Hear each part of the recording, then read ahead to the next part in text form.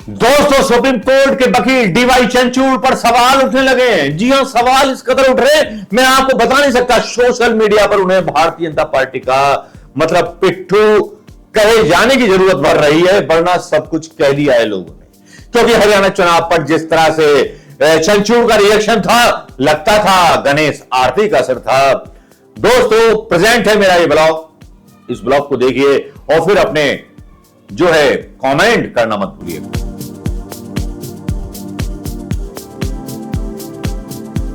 दोस्तों नमस्कार। खबरें पुरानी हो चुकी हैं, लेकिन खबरें चलते चलते पुरानी भी नहीं हुई और नई भी खबरें हैं। लेकिन पुरानी खबरें जो है ईवीएम पे नहीं हो रही हैं, क्योंकि ईवीएम पर बार बार सवाल उठ रहे हैं। हरियाणा चुनाव पर बार बार सवाल उठा रहे हैं, बारंबार उठ रहे हैं, बारंबार सवाल उठाया जा रहा है। और एक सीधा तबका है सोशल मीडिया का जो सीधे सीधे बात कर रहा है ईवीएम पर, इलेक्शन कमीशन के फैसले पर कि जिस तरह से बीजेपी इलेक्शन कमीशन से यूपी के चुनावों को भी रद्द करने की मांग करती है, तब समझ में आने लगता है कि कुछ ना खेल में कुछ ना कुछ गड़बड़ी है, या पूरा खेल ही काला है या पूरी दाल ही काली है। लेकिन यहां जाते जाते अचानक से लोगों को कुछ उम्मीद जागी है डीवाई चंद्रचूड़ से। डीवाई चंद्रचूड़ ने जैसे इलेक्टोरल बॉन्ड का फैसला बदला था, क्या कुछ ऐसा होने वाला है आने वाले समय में कि सुप्रीम कोर्ट में याचिका दायर हो सकती है ईवीएम के खिलाफ? क्या ऐसा होने वाला है? एक खबर है, कुछ एक ट्वीट है मूर्ति नयन का, वो लिखती हैं एक हवाले से, खबर के हवाले से, क्या सीजीआई चंद्रचूड़ जाते जाते ईवीएम को भी बंद कर देंगे? नवंबर 2024 में रिटायर होने वाले सीजीआई चंद्रचूड़ अपने ऐतिहासिक फैसलों के लिए जाने जाते हैं। इलेक्टोरल बॉन्ड को एक ही झटके में कैंसिल कर दिया था, चंडीगढ़ में चुनावों के नतीजों को पलट दिया था, मोदी सरकार को नोटिस दिया और चुनाव आयोग पर भी निशाना साधा था। हरियाणा विधानसभा चुनावों को लेकर सुप्रीम कोर्ट में याचिका दाखिल की गई है। इस याचिका को प्रिया मिश्रा और विकास बंसल ने एडवोकेट नरेंद्र मिश्रा के माध्यम से दायर किया है।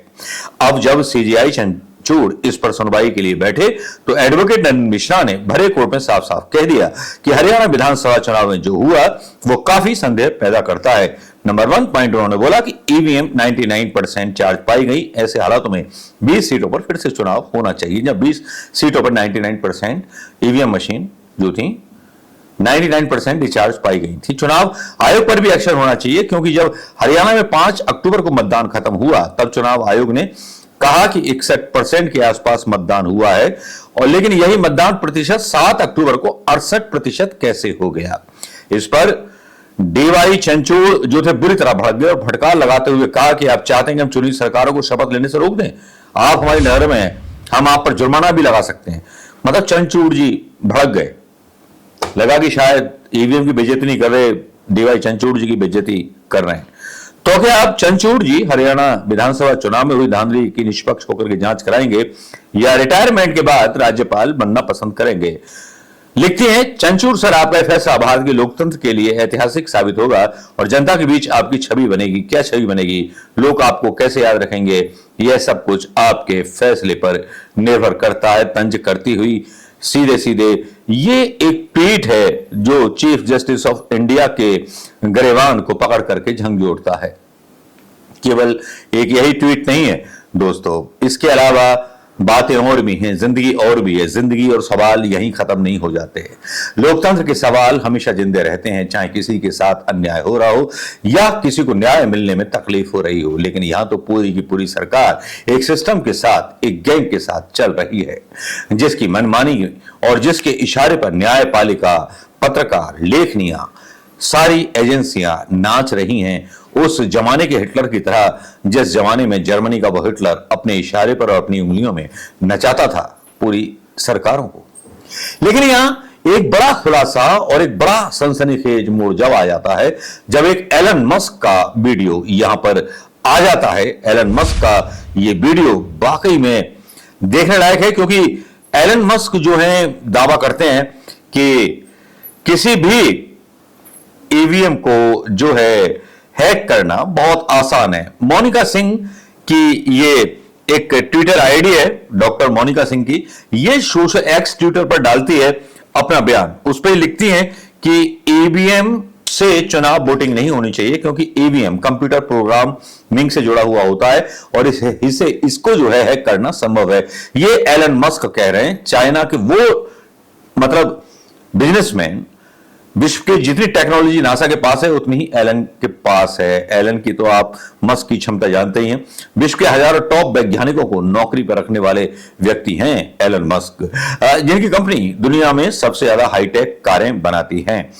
ये मोनिका सिंह बोलते हैं और साथ में एक बयान आता है एलन मस्क का, जो सीधे सीधे बोलता है किसी भी लोकतांत्रिक देश में ईवीएम से चुनाव कराना वाकई में गलत है। कभी बीजेपी भी इस पर सवाल उठाया करती थी, लेकिन क्या करें सजनी, क्या करें सजना, अब बात तो वो हो गई कि आज जो है कहानियां अलग अलग चलने लगी हैं। We should, in my view, we should only do paper ballots, hand counted. That's it.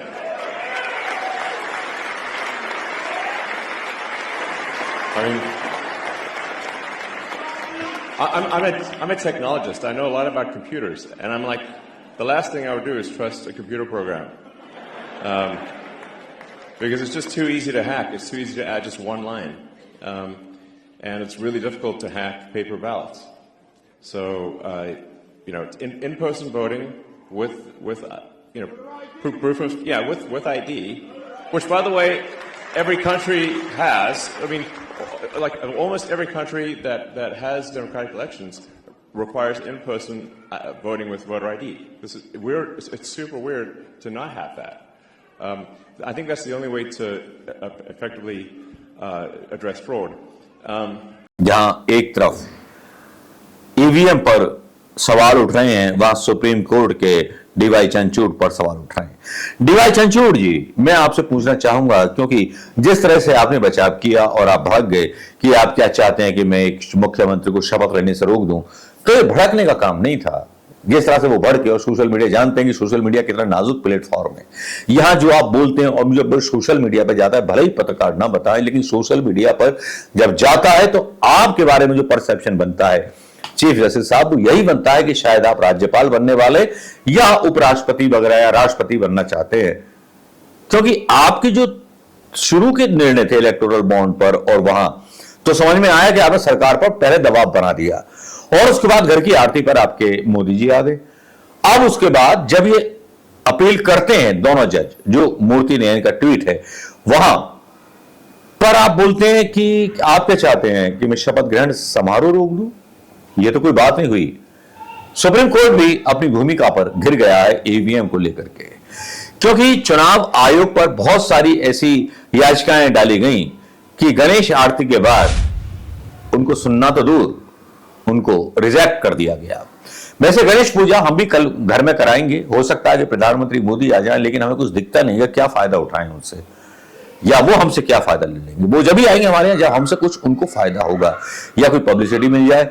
तो मोदी जी इस गरीब खाने में कभी, एक आम आदमी के गरीब खाने में कभी तशरीफ नहीं लाएंगे एज ए प्रधानमंत्री, ना आरती करने आएंगे। गणेश आरती की बात छोड़िए, आम आरती में भी शामिल नहीं होंगे मेरे जैसे। गरीब की आहाएं और उत्तर प्रदेश के लोगों के एनकाउंटर्स और भारतीय जनता पार्टी की राजनीति इस देश को उस दिशा में ले जा रही है कि जिस दिशा में देश को जो है आज तक कोई प्रधानमंत्री, कोई मुख्यमंत्री लेकर नहीं गया। आज तक हो या जितना भी गोदी मीडिया है, उस पर सब जो भंगार फैला हुआ है, सांप्रदायिकता का, जलन का और मारकाट का फैला हुआ है। गिरिराज सिंह बिहार में अपनी एक चुनाव यात्रा मतलब शुरू करना चाहते हैं कि हम हिंदुओं के पक्षधर हैं, तो इसका मतलब यह है कि प्रधानमंत्री आपका जो है मोदी हिंदू विरोधी है, जिसको हिंदू हृदय सम्राट कहा जाता है।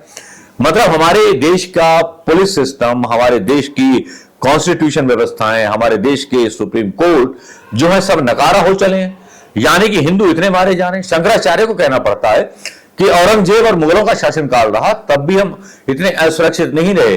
आप अपने बच्चों को चंदा करने भेजते हैं या बीजेपी के किसी भी प्रदर्शन आंदोलन में भेजते हैं, तो अपने स्वयं के खतरे पर भेजिए, या बीजेपी नेताओं से एक एफिडेविट जो है साइन कराइए कि अगर मेरा बेटा शहीद हो गया इस आंदोलन में, तो कम से कम 10 करोड़ रुपए मेरे बेटे के शहीद हो जाने के बाद भारतीय जनता पार्टी सरकार को देने होंगे और आश्रित को एक सरकारी नौकरी देनी होगी। तो भैया हम भी झंडा लेके चल देंगे। नमस्कार, जय हिंद दोस्तों।